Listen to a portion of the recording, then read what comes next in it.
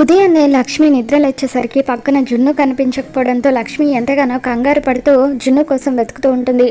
ఒక దగ్గర అరవింద, జయదేవ్, వివేక్ వీళ్ళంతా కూర్చొని కాఫీ తాగుతూ ఉంటారు. లక్ష్మి పరిగెత్తుకుంటూ అరవింద వాళ్ళ దగ్గరికి వచ్చి, అత్తయ్య గారు జున్ను కనిపించాడా అని చెప్పి అంటూ ఉంటే, ఎందుకు లక్ష్మి, ఏం జరిగింది అని అరవింద అంటూ ఉంటుంది. ఉదయం నుండి జున్ను కనిపించడం లేదు అత్తయ్య గారు అని చెప్పి లక్ష్మి అంటూ ఉంటే, అప్పుడే అక్కడికి మనీషాదేవి అని ఇద్దరు కూడా వస్తారు. ఏంటి లక్ష్మి, నీ కొడుకు కనిపించడం లేదంట, ఒకవేళ నీ కొడుకు నీకంటే ముందే పారిపోయాడా అని చెప్పి మనీషా అంటూ ఉంటుంది. ఇక అప్పుడే లక్కీ అక్కడికి వస్తుంది. అమ్మ, జున్ను ఎక్కడికి వెళ్ళలేదు అని అంటూ ఉంటే, జున్ను ఎక్కడున్నాడో నీకు తెలుసా లక్కీ అని చెప్పి లక్ష్మి అడుగుతూ ఉంటుంది. నాకు తెలుసమ్మా అని చెప్పి లక్కీ అనగానే, ఏ రూమ్లో ఉన్నాడు అని లక్ష్మి అడుగుతూ ఉంటుంది.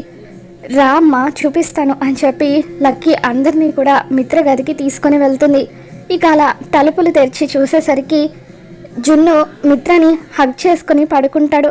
అలా జున్ను, మిత్ర ఇద్దరు ఒకరినొకరు హగ్ చేసుకొని పడుకోవడం చూసి అరవింద, లక్ష్మి, మనీషాదేవి అని వీళ్ళంతా కూడా అలా షాక్ అవుతూ ఉంటారు. వీడియో నచ్చినట్లయితే తప్పకుండా లైక్ చేయండి.